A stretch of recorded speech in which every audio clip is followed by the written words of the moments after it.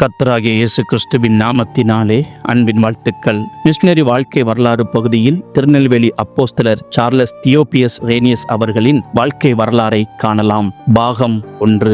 இளமை காலம். Charles தியோபியஸ் Rhenius மேற்கு பிரஷ்யாவில் தற்போதுள்ள போலந்து நாட்டின் ஒரு பகுதி. அக்காலத்தில் அது ஜெர்மன் தேசத்தை சேர்ந்ததாயிருந்தது. 1790 ஆண்டு நவம்பர் 5 நாள் நிக்கலஸ் ரேனியஸ் கேத்தரின் டாரதி தம்பதியினருக்கு பிறந்தார். ரேனியஸ் 6 வயதாக இருக்கும்போது அவரது தகப்பனார் நிக்கலஸ் ரேனியஸ் இறந்து போனார். 14 வயது வரை மரியன் வெர்டர் நகரில் உள்ள கேத்தட்ரல் பள்ளியில் கல்வி பயின்றார். குடும்ப சூழ்நிலை காரணமாக கல்வியை தொடர முடியவில்லை. பின்பு 3 ஆண்டுகள் பாஸ்கா என்ற ஊரில் அவரது மாமாவிடம் எழுத்தாளராக பணிபுரிந்தார். அதன் பின் அவருடைய பெரியப்பாவின் நிலபுலன்களை கவனித்துக் கொள்ளும் பணியை செய்து வந்தார். அவரது பெரியப்பாவும் பெரியம்மாவும் நல்ல கிறிஸ்தவ வாழ்க்கை வாழ்ந்தவர்கள். அவர்களுடைய முன்மாதிரியான வாழ்வு ரேனிஸை மிகவும் கவர்ந்தது. கிறிஸ்தவ சமய ஊழியங்களில் ஆர்வம் கொண்டு செயல்பட்டார். அந்த நாட்களில் இந்தியாவில் தரங்கம்பாடியை மையமாக கொண்டு நற்செய்தியை பணியாற்றிய மிஷனரிகளின் ஊழியம் குறித்த தகவல்கள் அடங்கிய அறிக்கை அவர் சென்று கொண்டிருந்த சபைக்கு வரும். அந்த ஊழிய அறிக்கைகளை மிகுந்த ஆர்வத்தோடு படிப்பார். தானும் இந்தியாவுக்கு சென்று கிறிஸ்துவை அறியாத மக்களுக்கு அறிவிக்க வேண்டும் என்ற உந்துதல் இருந்து கொண்டிருந்தது.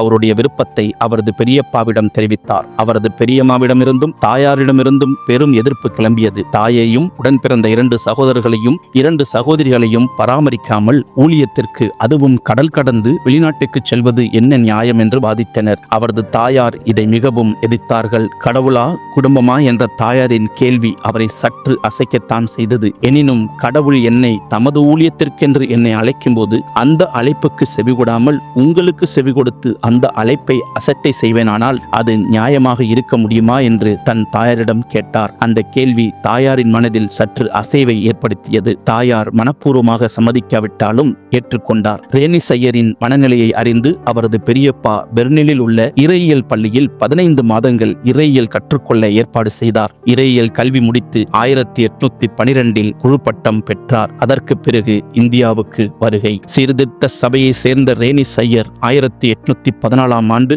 ஜூலை 4 நாள் சர்ச் மிஷன் சங்கம் CMS சார்பில் இந்தியாவுக்கு ஊழியக்காரராய் வந்தார். இந்தியா வந்த அவர் தரங்கம்பாடியில் சிறிது காலம் தங்கி தமிழ் மொழியை கற்றுக்கொண்டார். பின்னர் சென்னைக்கு சென்றார். அங்கு தமிழ் மற்றும் தெலுங்கு மொழியையும் கற்றுக்கொண்டார். சென்னையில் முகவே ராமானுஜ கவிராயரிடம் தமிழில் நன்னூல் போன்ற இலக்கண நூல்களை முறையாக கற்றுத் தெரிந்தார். சென்னையில் ஆனி என்ற டச்சு நாட்டு பெண்ணை திருமணம் செய்து கொண்டார். ஜெர்மனிய கிறிஸ்தவ மத போதகர்கள் ஆங்கிலிக்கன் திருச்சபையை அனுசரித்து போக வேண்டும் என்று பொதுவாக அவரிடத்தில் எதிர்பார்த்தார்கள். ரேனியஸ் போதகரால் அது இயலவில்லை. எனவே அவர் சென்னையிலிருந்து திருநெல்வேலிக்கு மாற்றப்பட்டார். 1820 ஆண்டு ஜூலை 7 நாள் திருநெல்வேலி வந்தடைந்தார். திருநெல்வேலியில் 18 ஆண்டுகள் அவர் ஊழியம் செய்தார். சபை பிரிவினர்களுக்குள் உள்ள போட்டி மனப்பான்மை. அக்காலத்தில் பாளையங்கோட்டை என்ற நகரம் 4 புறமும் மதில்களால் சூழப்பட்ட ஒரு கோட்டைக்குள் இருந்தது. கோட்டையின் தென்மேற்கு பகுதியில் ஐரோப்பியர் வீடு கட்டி குடியிருந்தனர். வடக்கு பகுதியில் இந்தியர்கள் வாழ்ந்தார்கள். கோட்டையின் கிழக்கு வாசல் அருகே மாதா கோவில் ஒன்று இருந்தது. அதற்கு வாசல் அருகே புரட்டஸ்டன்ட் தேவாலயம் இருந்தது. இது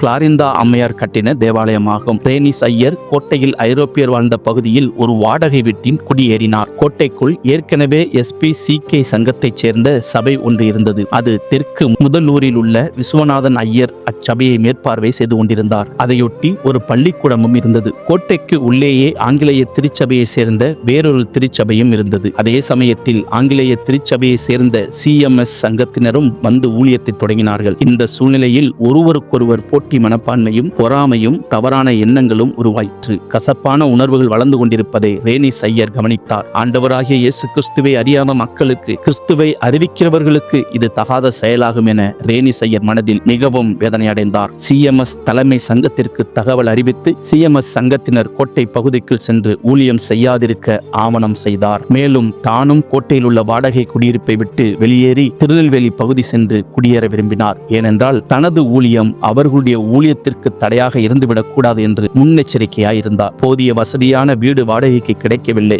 வீடு கட்டலாம் என்றால் நிலக்கிரயம் மிக அதிகமாயிருந்தது. ஊழிய வாஞ்சை அறிந்த இந்த ஹேப்ஸ் ஐயர் மக்களுக்காக தன்னுடைய இடத்தை பள்ளிக்கூடத்திற்காகவும் செமினரிக்காகவும் கட்டியிருந்த இரு கட்டடங்களையும் தன் பங்களாவையும் அதோடு சேர்ந்த விஸ்தாரமான இடத்தையும் மிக குறைந்த விலைக்கு விற்க முன்வந்தார். ரேனியஸ் ஐயர் மிகவும் மகிழ்ச்சி அடைந்தார். CMS சங்கத்தினரின் அனுமதி பெற்று அந்த இடத்தை விலைக்கு வாங்கினார். கல்வி பணியில் பெண் கல்விக்கு முக்கியத்துவம். ஹேப்ஸ் ஐயர் பள்ளி கட்டிடத்தில் தான் ரேனியஸ் ஐயர் பெண்களுக்கென்று மேரி சர்ஜன்ட் உயர்நிலைப் பள்ளியையும் மற்றும் கேத்தட்ரல் உயர்நிலைப் பள்ளி, பிஷப் சர்ஜன்ட் ஆசிரியர் பள்ளி, போதகர்களை உருவாக்க செமினரி, தூய திருத்துவ தேவாலயம் இவைகளை வெவ்வேறு காலகட்டங்களில் உருவாக்கினார். தனது கல்வி திட்டத்தை அப்பகுதியில் நிறைவேற்றுவதற்கு அப்போதிருந்த கால சூழ்நிலையில் இப்படிப்பட்ட அரிய காரியங்கள் ரேனியஸ் ஐயர் செய்து சாதித்தார் என்பது நமக்கு ஆச்சரியமாயிருக்கிறது. பாளையங்கோட்டை முருகன் குறிச்சியில் தற்போது கேத்தட்ரல் ஆலயம் இருக்கும் இடத்தில் 1826 ஒரு சிறு ஆலயத்தை பொதுமக்கள் வழிபாட்டிற்கு கட்டினார். அது காலப்போக்கில் தூய திருத்துவ தேவாலயம் எனப்படும் ஊசி கோபுரமாக சிறப்பு பெற்று தலைநிமிர்ந்து நிற்கின்றது. அதை சுற்றி அவர் நிறுவிய கல்வி நிறுவனங்கள் ரேனியஸ் ஐயரின் சாதனைகளை பறைசாற்றிக் கொண்டிருக்கின்றன. பின் நாட்களில் பாளையங்கோட்டையில் கிறிஸ்தவ ஸ்தாபனங்களில் இருந்து கல்லூரிகள் தோன்றின. இந்தியாவின் ஆக்ஸ்போர்ட் என்று சொல்லத்தக்கதாக பெயர் பெற்றது. இந்த கல்வி நிறுவனங்கள் தவிரவும் பல்வேறு இடங்களில் குறிப்பாக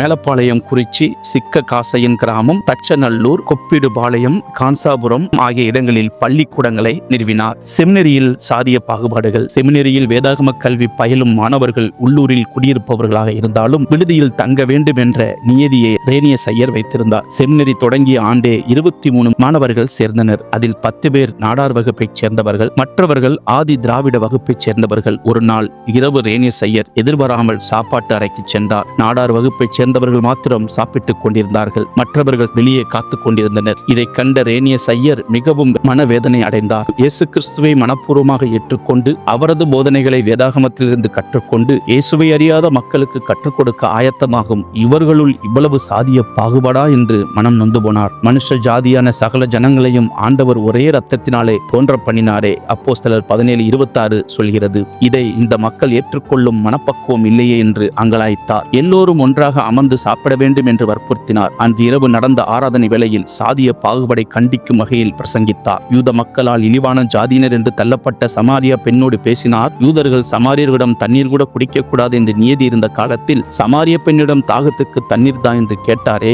என்னிடத்தில் வருகிறவனை நான் புறம்பே தள்ளுவதில்லை என்று யோவான் 6:33 பார்க்கிறோமே என்று அவர்களுக்கு பிரசங்கம் செய்தார். ஆராதனை முடிந்த பின் நாடார் வகுப்பைச் சேர்ந்தவர்கள் ரேனியஸ் ஐயரிடம் தாழ்ந்த ஜாதியினோடு சமமாக அமர்ந்து சாப்பிடுவது கூடாத காரியம், ஏனெனில் நாங்கள் அப்படி செய்தால் எங்கள் சாதியினர் எங்களை சாதியை விட்டு நீக்கி விடுவார்கள். ஆகவே நாங்கள் தனித்திருந்து சாப்பிட அனுமதிக்க வேண்டும் என்று மிகுந்த துக்கத்தோடு கண்ணீர் ததும்ப கெஞ்சினார்கள். ரேனியஸ் ஐயர் அதை அனுமதிக்க மறுத்துவிட்டார். மறுநாள் நாடார் சமூகத்தைச் சேர்ந்தவர்கள் சாப்பிடாமல் பட்டினி கிடந்தனர். ரேனியஸ் ஐயர் அவர்களது பெற்றோருக்கு தகவல் சொல்லி வருவித்தார். அவர்களோடு கனிவாக பேசினார். அவர்கள் அவரது ஆலோசனைக்கு சம்மதிக்கவில்லை. மாறாக சாப்பாட்டு அறையை இரண்டாக பிரித்து நடுச்சுவரி ஒன்றை எழுப்ப வேண்டும் அல்லது ஒரு தட்டி மறைவாவது அமைக்க வேண்டும் என்று வாதாடினார்கள். ரேனியஸ் ஐயர் இந்த செமினரியில் சாதி வித்தியாசத்தை எந்த ரூபத்திலும் அனுமதிக்க மாட்டேன் என்று உறுதியாக மறுத்துவிட்டார். அவர்கள் எந்த வகையிலும் சம்மதிக்காததால் நீங்கள் போகலாம், நான் செமினரியை மூடிவிடுகிறேன் என்று சொல்லி செமினரியை மூடிவிட்டார். செமினரி அற்ப ஆயுசோடு 1821 முடிவடைந்தது. கிறிஸ்தவர்களின் சாதி வித்தியாசம் பார்க்கும்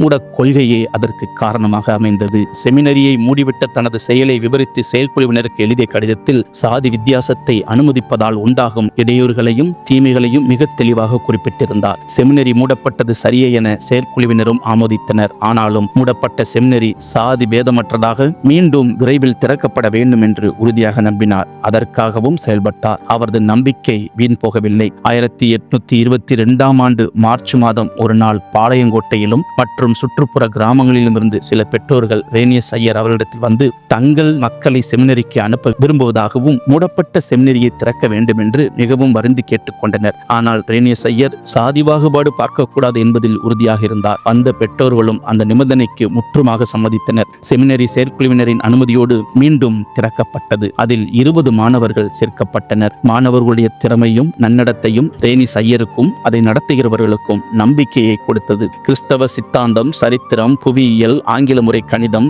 தமிழ் முறை கணிதம் முதலிய பாடங்களையும் கற்பிக்க தலைப்பட்டு அதிலும் வெற்றி கண்டனர். போதனை முறையை போதிப்பதுடன் இல்லாமல் அதில் மாணவர்கள் பயிற்சி பெறுவதற்காக முருகன்குறிச்சி பள்ளியை ஆசிரியர் பயிற்சி பள்ளியாக பயன்படுத்தி கொண்டனர். அது இன்றும் செயல்பட்டு வருவது குறிப்பிடத்தக்கது. அடுத்ததாக சமத்துவ குடியிருப்புகள். சமூக அநீதிகளால் விளைந்த துயரங்களை பொறுத்துக்கொள்ள இயலாமல் தாழ்த்தப்பட்ட பிற்பட்ட சாதியினர் வேகமாக கிறிஸ்தவத்தை தழுவியதாக ரேனியஸ் ஐயர் கருதினார் என பால் அப்பாசாமி அவருடைய திருநெல்வேலி திருச்சபை வரலாறு என்ற நூலில் குறிப்பிடுகிறார். உயர் சாதியினரால் இழைக்கப்படும் கொடுமைகளில் இருந்து புதிதாக மதம் மாறிய கிறிஸ்தவர்களை பாதுகாத்துக் கொள்வதற்காக பல கிறிஸ்தவ கிராமங்கள் ரேனியஸ் ஐயர் காலத்தில் அமைக்கப்பட்டன. அவற்றில் சில நல்லூர், மெய்யூர், சமாதானபுரம், முதலூர், அடைக்கலாபுரம், கடாச்சபுரம், சத்தியநகரம், கிருபாபுரம், அன்பின் நகரம், ஆரோக்கியபுரம், சாந்தபுரம், பாவநாசபுரம், நேசபுரம், நல்லாம்பாள்புரம், ரச்சனியபுரம், சவுக்கியபுரம், தர்மநகரம், நாயினூர், விசுவாசபுரம், சந்தோஷபுரம், ஆசீர்வாதபுரம், அனுக்கிரகபுரம், சீயோன் மலை போன்றவை குறிப்பிடத்தக்கவை. 1827 ஆண்டு